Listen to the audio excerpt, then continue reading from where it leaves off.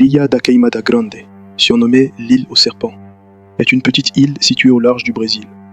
Isolée en plein océan, elle est célèbre pour sa concentration exceptionnelle de serpents venimeux. L'accès y est strictement interdit et seules des équipes scientifiques autorisées peuvent s'y rendre. Ce lieu abrite la vipère dorée, l'un des serpents les plus dangereux de la planète avec un venin foudroyant. Isolée il y a des milliers d'années par la montée des eaux, cette espèce a évolué sans prédateurs. Ils vivent principalement dans les arbres, chassant les oiseaux avec un venin conçu pour agir instantanément. Aujourd'hui, le phare est automatisé, évitant toute présence humaine permanente sur ce territoire hostile. Pour les scientifiques, c'est un laboratoire naturel unique pour observer l'adaptation à des conditions extrêmes. Cette île incarne la puissance de la nature sauvage.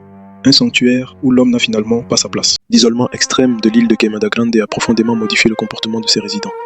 Les serpents Bothrops insularis. Devenus plus actifs le jour, ils chassent désormais les oiseaux directement dans les arbres, développant une rapidité et une agilité uniques par rapport à leurs cousins du continent. Leur coloration dorée offre un camouflage parfait, tandis que leur corps plus léger leur permet de dominer la canopée. Un habitat devenu vital pour leur survie. Aujourd'hui, étudiés pour leur venin aux vertus médicales, ces serpents sont protégés contre le braconnage. Cette île reste un laboratoire d'évolution unique au monde. L'Ilha da Queimada Grande est entourée de récits mythiques. Pour les marins brésiliens, c'est une terre où poser le pied est synonyme d'attaque immédiate. Cette réputation repose sur une réalité terrifiante.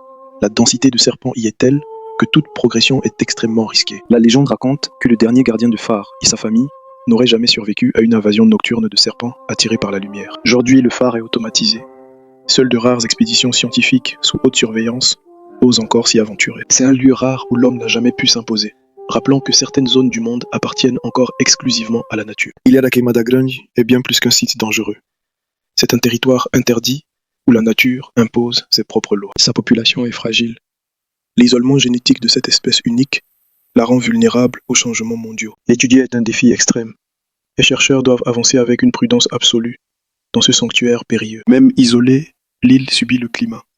Les cycles migratoires des oiseaux sont vitaux pour la survie de ses prédateurs. Ce terrain d'étude irremplaçable nous apprend comment la vie évolue et s'adapte en vase clos, sans intervention humaine. Elle nous rappelle que certains lieux ne sont pas faits pour être conquis, mais simplement observés avec un immense respect. L'Ilha da Queimada Grande est un rappel silencieux de la complexité du monde naturel. Un système vivant où chaque élément dépend d'un équilibre précis. Derrière l'image spectaculaire des serpents se cache une lutte constante pour la survie, où la nature régule en permanence ses propres excès. Le Bothrops insularis incarne cette adaptation extrême, fruit d'une évolution millénaire contrainte par l'isolement total. L'île rappelle une limite fondamentale, celle de l'intervention humaine.